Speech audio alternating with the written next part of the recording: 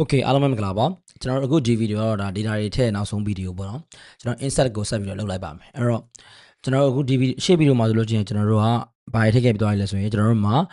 book ထည့်ခဲ့ပြီးသွားပြီ publisher ထည့်ခဲ့ပြီးသွားပြီ generous author ဒါကျွန်တော်ထည့်ခဲ့ပြီးသွားပြီ generate table တွေဖြစ်တဲ့ကျွန်တော် book copies တို့ members တို့ staff တို့ loan တို့ဒါတွေကိုကျွန်တော်တို့အခု data ထည့်ပါမယ်အဲ့တော့ okay အဲ့တော့ကျွန်တော်တို့အခုစပြီးတော့ဘာကိုထည့်လိုက်မလဲဆိုလို့ရှိရင်ကျွန်တော်တို့ဒါ book copy ကိုစပြီးကျွန်တော်ထည့်မယ်ပေါ့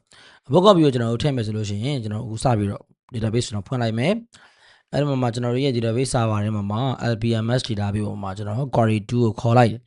အဲ့ကျွန်တော် book copy ကိုကျွန်တော်ထည့်မှာဆိုတော့ကျွန်တော်တို့အရင်ဆုံးပြ book copy ထဲမှာဘာလဲရှိလဲမရှိလဲကျွန်တော်အရင်ကြည့်လိုက်အောင် select star from book copy နောက်ကျွန်တော်တို့ဒီကောင်ကို run ကြည့်လိုက်မယ်ဆိုရင် book copy ထဲမှာကျွန်တော်ဘာမှမရှိသေးဘူးသူရဲ့ကျွန်တော်တို့ဒါ column တွေကိုကြည့်မယ်ဆိုလို့ရှိရင်တော့ copy ID book ID barcode နဲ့ status ဆိုပြီးတော့ရှိတယ် copy ID ကတော့ကျွန်တော်တို့ဒီ serial ဖြစ်တယ်သူ auto increment ဖြစ်မယ် primary key ဖြစ်တဲ့ကြောင့်မို့ကျွန်တော်တို့က data ထည့်တဲ့အခါမှာထည့်ကြမလို့ကျွန်တော်ထည့်ရမှာဒီ copy ရပဲစာအုပ်ကိုကျွန်တော်တို့ reference လုပ်ထားလဲ book ID နဲ့ပြီးရင်ကျွန်တော်တို့က barcode နဲ့ status ကိုထည့်ရင်ရပြီအဲ့တော့ကျွန်တော်တို့ဗျာ book ကိုပါတစ်ခါလေးကြည့်လိုက်ရအောင်ကျွန်တော်တို့ရှိမှာ book တွေကဘယ်နှအုပ်ထည့်လိုက်လဲပေါ့နော်ကျွန်တော်အရှိဗီဒီယိုမှာထည့်ခဲ့တဲ့ဟာ3အုပ်ရှိတယ်အဲ့3အုပ်ကိုကျွန်တော်တို့ reference လုပ်ပြီးအဲ့3အုပ်ရဲ့ copy တွေကိုစပြီးတော့ကျွန်တော်တို့ထည့်လိုက်ရအောင်အဲ့ကျွန်တော်တို့ဒီ insert into book copy တွေကိုကျွန်တော် data တွေထည့်မယ်ထည့်ရခါမှာကျွန်တော်တို့ book ID ထည့်မယ်ပြီးသွားပြီဆိုလို့ရှိရင်ကျွန်တော်တို့က barcode ထည့်မယ်ပြီးကျွန်တော်တို့က status ထည့်မယ်ပေါ့နော် status ဆိုတော့ကျွန်တော်အစစကြည့်ရတော့ကျွန်တော် available ပဲကျွန်တော်ထားလိုက်မယ်ပေါ့အကုန်လုံးအဲ့တော့ values ကကျွန်တော်တို့ဒီ okay ဒီပထမသစ္စာအုပ်ကကျွန်တော်သူက reference လုပ်ထားတာ Python book ကို reference လုပ်ထားတယ်အကြောင်းမို့သူရဲ့ book ID နေရာမှာကျွန်တော်1ထည့်လိုက်မယ်ဘာလဲဆိုတော့ကျွန်တော်ရဲ့ Python book ဒီ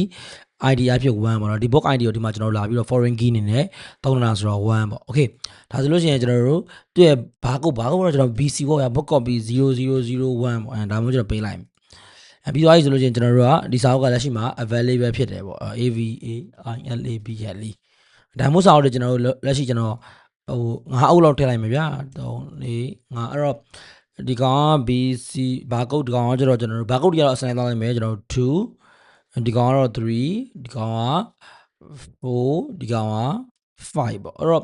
့အဲ့ဒါမှဒီစာဒါဒီ BCC 0001နဲ့ BCC 002ကကျွန်တော်ဒီစာအုပ်နှစ်အုပ်ကဆိုတော့ဒါကျွန်တော်တို့က Python book ကိုညွှန်းထားတာကျွန်တော်ဒီကောင်နှစ်ကောင်ကျွန်တော်တို့ကဗျာဒါက Golang book တွေပေါ့ဒါ Golang book ကတစ်အုပ်ပဲရှိတော့ဗျာ Java book က3အုပ်ရှိ2အုပ်ရှိတယ်ပေါ့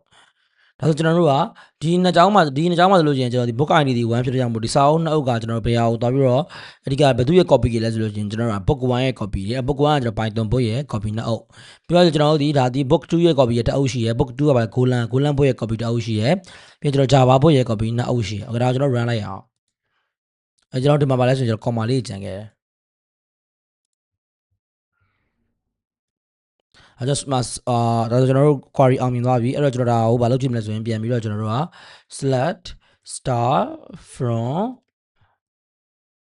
book copy ဆိုပြီးထုတ်ကြည့်လိုက်မယ် okay အဲ့တော့ဒါကိုကျွန်တော် run ကြည့်လိုက်မယ်ဆိုလို့ရှိရင်ကျွန်တော်တို့မှာဒါစာအုပ်တွေရနေပြီအဲ့တော့ကျွန်တော်တို့ကဘယ်စာအုပ်တွေလဲဆိုတော့ပါမနေဘူးဒါပေမဲ့သူ့ရဲ့ foreign key တွေပါနေရဆိုတော့နောက်ပိုင်းကျွန်တော်တို့ join statement တွေကိုကျွန်တော်တို့သင်ပြီးသွားတဲ့အခါမှာအဲ့ table နှစ်ခုကိုကျွန်တော်တို့ကဒီ common tutor တွေနဲ့ကျွန်တော်ပြန် join ပြီးတော့ကျွန်တော်တို့လိုချင်တဲ့ဒီ information အားလုံးကိုထုတ်ကြည့်လို့ရတယ်ဥပမာစာအုပ်နာမည်တွေရောပြီးကျွန်တော်အစာအုပ်ကိုရေးထားတဲ့ author တွေရော publisher တွေအကုန်လုံးကိုကျွန်တော်တို့ table တစ်ခုထဲမှာ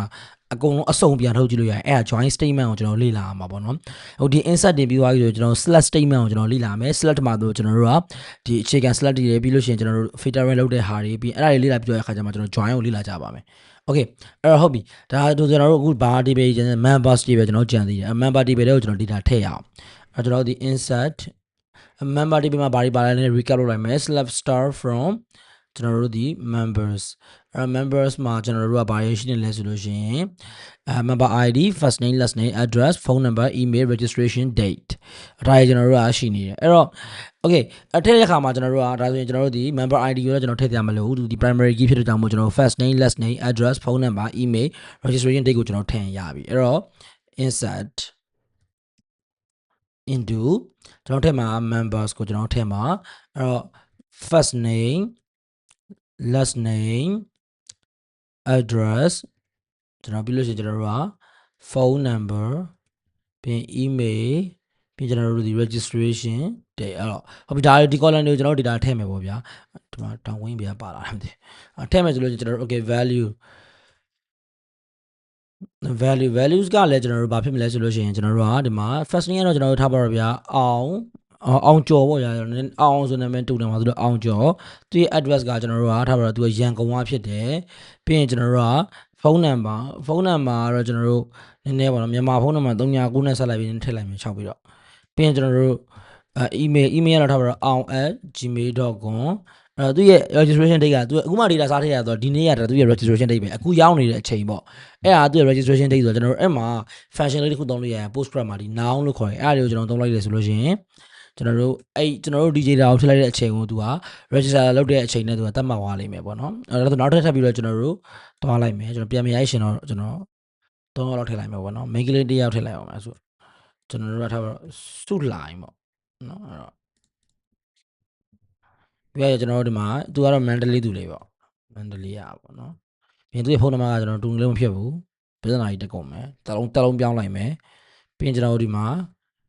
su@gmail.com သူလည်းနားအောင်မယ်ပေါ့နော်ပြန်တော့တစ်ယောက်ကျွန်တော်တို့ထပ်ပြီးထည့်လိုက်မယ်နောက်တစ်ယောက်ကမျိုးကျော်ပေါ့နော်မျိုးကျော်ကိုအောင်ကျော်ပြီးရင်မျိုးထွန်းရောပြီးသူကတော့ကျွန်တော်တို့နေပြည်တော်သားလေးပေါ့ဒါမိထီလာသားလေးပဲဖြစ်ဖြစ်တခုပေါ့နော်နေပြည်တော်သားလေးဟမ်မိထီလာပေါင်းရင်မားနေမှာဆိုတော့အဲ့ပြီးရင်ကျွန်တော်ဒီမှာဖုန်းနံပါတ်လေးပြောင်းလိုက်မယ်ပြီးရင်ကျွန်တော်ဒီမှာမျိုး@gmail.com ပေါ့ဒါဆိုကျွန်တော်ထပ်စပြီးတော့ဒီလောက်ထည့်လိုက်တဲ့အခါမှာ error တက်နေပါတယ်အဲ့ကျွန်တော်ကြည့်အောင်ဘယ်နှမှာ error တက်လဲပေါ့နော်ဒီမှာ comma ကြီးကျွန်တော်ပါနေလို့ထင်တယ်နောက်ဆုံးဟာမှာမပါရဘူးဟုတ်တယ်အဲ့တော့ကျွန်တော်ဒါဆိုလို့ရှိရင်ကျွန်တော်စပြီးတော့ member တွေကိုဒီတိုင်းဝင်သွားပြီအဲ့တော့ကျွန်တော် member ကိုကျွန်တော်ဆက်ပြီးတော့ကြည့်လိုက်မယ် select star from members okay အဲ့တော့ကျွန်တော် run လိုက်တဲ့အခါမှာ member တွေလည်းကျွန်တော်ရောက်နေကျွန်တော်တို့ရှိမှတည်ပဲတော်တော်များများ member တွေကျွန်တော်တို့ရောက်နေပြီလို့ကျွန်တော်ပြောလို့ရတယ်အဲ့တော့ကျွန်တော်အခု step တွေထည့်မယ်ပြီး sorry တည်ပဲတော်တော်များ data ရောက်နေပြီလို့ကျွန်တော်ပြောလို့ရတယ်ပြီးရင်ကျွန်တော် step တွေလုံးစီထပ်ပြီးတော့ကျွန်တော်တို့ထည့်ကြရအောင်okay အဲ့တော့ step ကိုကျွန်တော်ဆက်ပြီးထည့်လိုက်မယ်เนาะဒီဗီဒီယိုမှာတော့ကျွန်တော်တို့ data ထည့်တဲ့အပိုင်းတွေကိုတက်နိုင်သလောက်အကုန်ပြီးအောင်ကျွန်တော်သွားလိုက်မယ်ဘာလဲဆိုတော့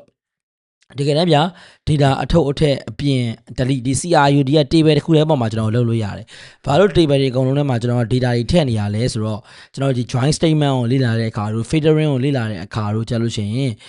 ်ကျွန်တော်တို့ဟိုပြီးရင် reporting လုပ်တဲ့ဟာတွေကျွန်တော်လေ့လာတဲ့အခါကြာလို့ရှိရင်ကျွန်တော်တို့ကသိအောင်လို့ပေါ့နော်အဲ့ကျတော့ကျွန်တော်က data တွေအကုန်ထည့်နေတာအဲ့တော့နောက်ကြလို့ရှိရင်လည်းကျွန်တော်တို့ဒါသုံးရမှာပဲပေါ့နော်အကြောင်းမလို့ data တွေဟာထည့်နေတာဖြစ်ပါတယ်တကယ်တမ်းကတော့ CRUD operation လုပ်ရှင်တာလောက်ကတော့ table တစ်ခုထဲပေါ်သွားလို့ရတယ်အခု data ထည့်ရဆိုကျွန်တော်တို့က data တွေဖန်တီးနေတာပြီးကျွန်တော်ဆက်လက်နေဆိုတော့ကျွန်တော်တို့ read ပြန်ပြီးတော့ကျွန်တော်တို့ကြည့်နေတာကျွန်တော်ပြီးနောက်ရလို့ရှိရင် data update လုပ်တာကျွန်တော်တင်ပါအောင်မယ်ဥပမာ table တစ်ခုထဲမှာကျွန်တော်ဥပမာထားဒီ table ထဲမှာရှိရကြော်ဆိုတဲ့နာမည်ကိုကျွန်တော်ပြင်ကျင်တယ်ကြော်မဟုတ်ဘူးအောင်ကြီးပေါ့နော်ကြီးလို့ကျွန်တော်ပြင်ကျင်တယ်အဲ့ဒါဆိုလို့ရှိရင်ကျွန်တော်တို့ဘယ်လိုပြင်မလဲပေါ့ပြီးရင်ကျွန်တော်ဒီထဲမှာမျိုးထုံးအောင်ကျွန်တော်ဖြတ်လိုက်ရှင်တယ်ဘယ်လိုဖြတ်မလဲပေါ့အဲ့တော့အဲ့ဒီ update နဲ့ delete နဲ့လည်းကြံသေးရပေါ့နော်အဲ့တော့ okay data လေးဆက်ထည့်ရအောင်နော်အဲ့ဒါဆိုကျွန်တော် insert into ကျွန်တော်တို့က staff first name last name အဲ့တော့ကျွန်တော်တို့ဟိုဟာလေ staff ကကျွန်တော်တို့ဟိုဘက်မှာကျွန်တော်တခြားတစ်ဘက်မှာ ERD diagram ဖွင့်ထားတော့အဆင်ပြေတယ်ပေါ့နော်အဲ့တော့ကိုယ့်လူတွေလည်းကျွန်တော်ပြန်ပြီးကြည့်လို့ရအောင် select star from ကျွန်တော်တို့ staff နဲ့ကျွန်တော်တို့ချက်ကြည့်အောင်ကျွန်တော်တို့ရဲ့ staff table ထဲမှာဘာတွေရှိလဲဆိုတော့ကျွန်တော် staff မှာ as မထည့်ရဘူးဟုတ်တယ် as ထည့်ရလားမထည့်ရလားလည်းမသိတော့ဘူးเนาะ first name last name user name password hash role ပေါ့အဲ့တော့ okay အဲ့ဆိုလို့ရှိရင်ကျွန်တော်အခုစပြီးတော့ဒီလာထည့်တော့မယ်နော် insert into staff first name ကျွန်တော်တို့ထည့်ရမယ်ပြီးရင် last name ထည့်ရမယ် user name ထည့်ရမယ် user name လည်းကျွန်တော် login ဝင်မယ် user name ပေါ့နော်ပြီး password hash ပေါ့ password hash ကတော့ကျွန်တော်တို့ဒီမှာ hash လို့မရဘူးကျွန်တော် sample တစ်ခုထည့်ထားလိုက်ရင်ရတယ်ဒီကနေ့ကျွန်တော် programming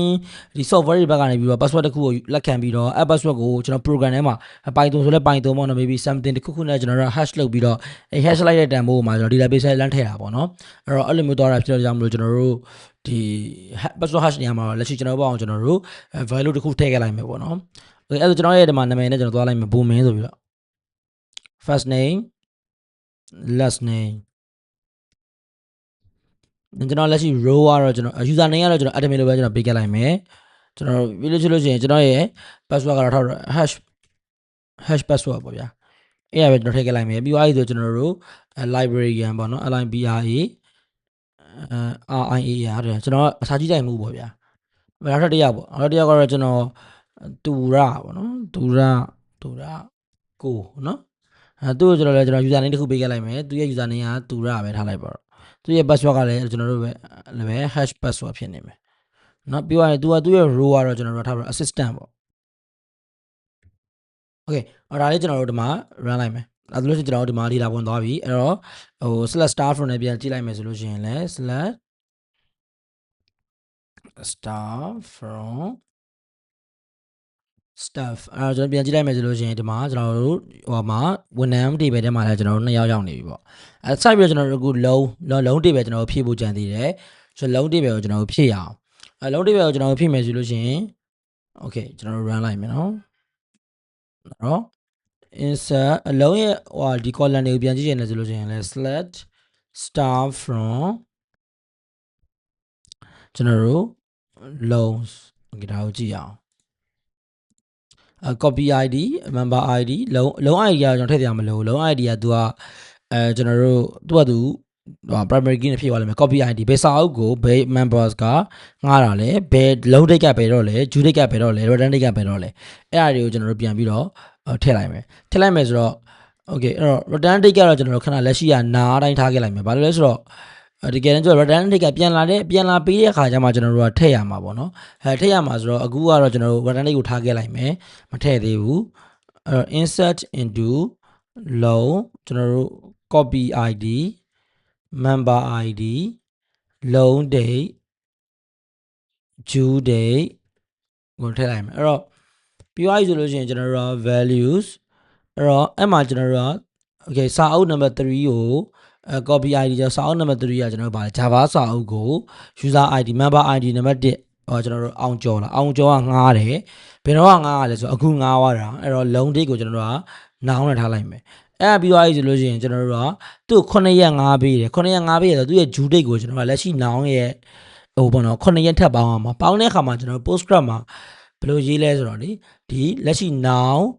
ကျွန်တော်တို့ပြီးရင် plus ကျွန်တော်တို့ interval ကျွန်တော် interval ပေါင်းမယ်ဒီ interval တစ်ခုကျွန်တော်တို့ပေါင်းလိုက်မယ်နော် interval ကျွန်တော်တို့ဘယ်လောက်လဲဆိုကျွန်တော်တို့7 days အဲ့ဒါမျိုးကျွန်တော်တို့ဒီရေးလို့ရတယ်အဲ့လိုနောက်တော့တုတ်ထပ်ပြီးတော့ကျွန်တော်ပေးငားလိုက်အောင်မယ်ဆိုပါတော့ okay ကျွန်တော်ဒီကောင်အောင် copy ကူးမယ်ဒီခါကျတော့ကျွန်တော်တို့ကစာအုပ်နံပါတ်2ပေါ့နော် Golan စာအုပ်ကိုကျွန်တော်တို့နံပါတ်2 user စုလိုက်သူကနေပြီးတော့ငှားသွားတယ်သူလည်း9ရက်ကျွန်တော်တို့ငှားပေးလိုက်အဲ့ကျွန်တော် run လိုက်အောင်အဲ့ဆိုကျွန်တော်တို့လုံး date နဲ့ due date နဲ့လုံး date ကကျွန်တော်တို့ဒီမှာ column မှာမရှိနေဘူးတဲ့အဲ့တော့ okay ကျွန်တော်ပြန်ကြည့်အောင်ကျွန်တော်စလုံးပေါင်းမှားခဲ့ပြီတင်တယ် control x နဲ့ပဲခဏဖြတ်ထားလိုက်ပြီးတော့ select star from loans ကျွန်တော်ပြန်ကြည့်အောင် LOAN เนาะ LOAN ဖြစ်ရမှာเนาะကျွန်တော်ဘယ်လိုပေးထားလဲ LONE ဖြစ်နေ sorry okay ရပြီဒါဆိုကျွန်တော် run ကြည့်လိုက်မယ်ဒါဝင်သွားပြီလို့ပြောတယ်ကျွန်တော်ကြည့်အောင်အဲ့တော့ slash star from ကျွန်တော်တို့ loans နဲ့ပြန်ကြည့်လိုက်ရင်ကျွန်တော်တို့မှာဒါဆိုရင်ဒီမှာရတယ်ဒီမှာ return date ကကျွန်တော် not မပေးခဲ့ဘူးဘာလို့လဲဆိုတော့နားထားတာအောင်မယ်လက်ရှိကကျွန်တော်တို့ return date ကဘယ်နေ့လာပေးမှမသိသေးဘူးဆိုတော့အဲ့ဟာကိုနောက်ကျမှကျွန်တော်တို့ကထည့်မယ်ပေါ့ okay အဲ့တော့အခုဆိုကျွန်တော်တို့ table တော်တော်များများကိုကျွန်တော်တို့ကဒီ line ကိုထည့်ပြီးသွားပြီ